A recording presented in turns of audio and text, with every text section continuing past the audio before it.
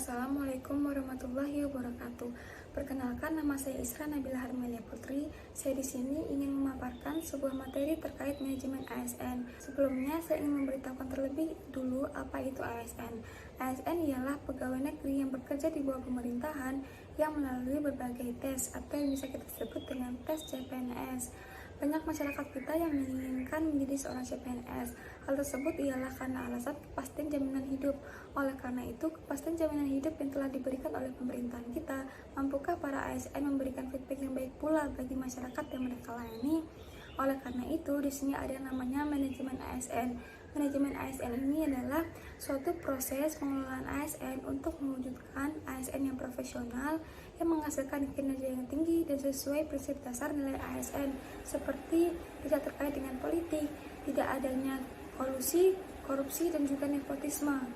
Di dalam fungsi manajemen ASN ini ada yang namanya sistem merit. Sistem merit ini adalah suatu kebijakan dalam melaksanakan manajemen ASN yang berdasarkan hasil kompetensi dan juga kinerja yang adil dan merata tanpa membedakan latar belakang politik, umur, ras, suku budaya, jenis kelamin, dan juga kondisi kecacatan. Pada pasal 52 Undang-Undang Nomor 5 Tahun 2014 dijelaskan bahwa manajemen ASN ini terbagi menjadi dua kategori. Yang pertama adalah manajemen PNS, yang kedua adalah manajemen P3K.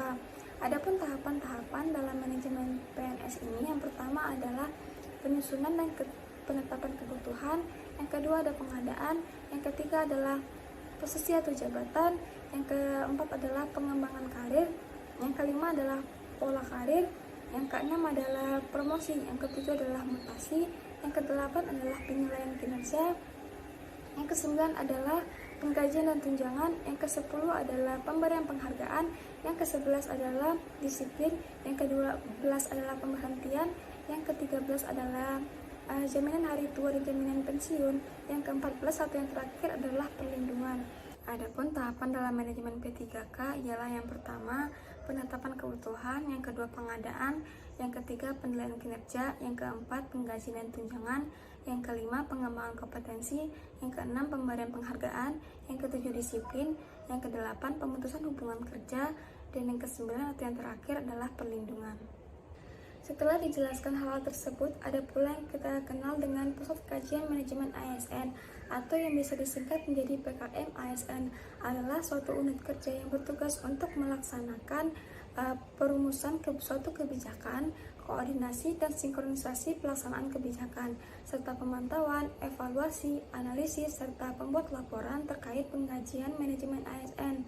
Adapun 6 tujuan utama dari pengkajian manajemen ASN ini, yang pertama adalah koordinasi, yang kedua adalah kajian, yang ketiga adalah laporan, yang keempat adalah evaluasi, yang kelima adalah konsultasi, dan yang keenam adalah dukungan teknis. Baik, setelah dijelaskan terkait hal tersebut, ada yang kita kenal dengan permasalahan dalam manajemen ASN. Permasalahan dalam manajemen ASN ini tidak luput dari nepotisme di ASN, yang kedua adalah korupsi di ASN, dan yang ketiga adalah tindakan asusila pada ASN. Baik, sekian yang dapat saya sampaikan. Mohon maaf apabila ada kesalahan. Saya harap teman-teman dapat memahami materi yang saya sampaikan. Wassalamualaikum warahmatullahi wabarakatuh.